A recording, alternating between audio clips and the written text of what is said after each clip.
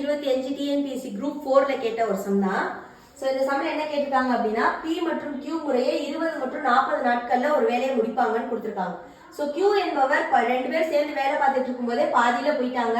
P மட்டும் 8 நாட்கள்ல அந்த வேலையை முடிச்சிருக்காங்க அப்படின்னு சொல்றாங்க.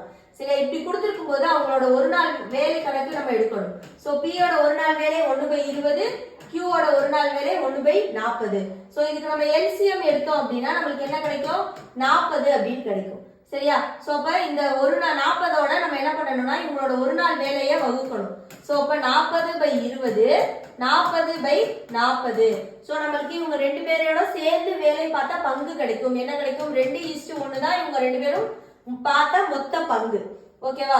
சோ அப்ப P மட்டும் எத்தனை நாள் வேலை பார்த்திருக்காங்க? 8 நாள் வேலை பார்த்திருக்காங்க. சோ அப்ப 8 இன்டு P யோட பங்கு என்னது? 2. அப்ப மொத்தம் 16 நாள் அவர் எக்ஸ்ட்ரா வேலை பார்த்திருக்காரு. சோ அவங்க ரெண்டு பேரும் சேர்ந்து பார்த்த வேலை எவ்வளவு? 40 - 16 = 24 நாள். அப்ப Q என்பவர் எத்தனை நாள்ல வேலையை விட்டு சென்றாருன்னு தானே கேட்டிருக்காங்க. சோ அப்ப 24 மொத்த பங்கு எவ்வளவு? ஒரு நாள் பங்கு 3. சோ அப்ப இத அடி கொடுத்தோம் அப்படின்னா 8.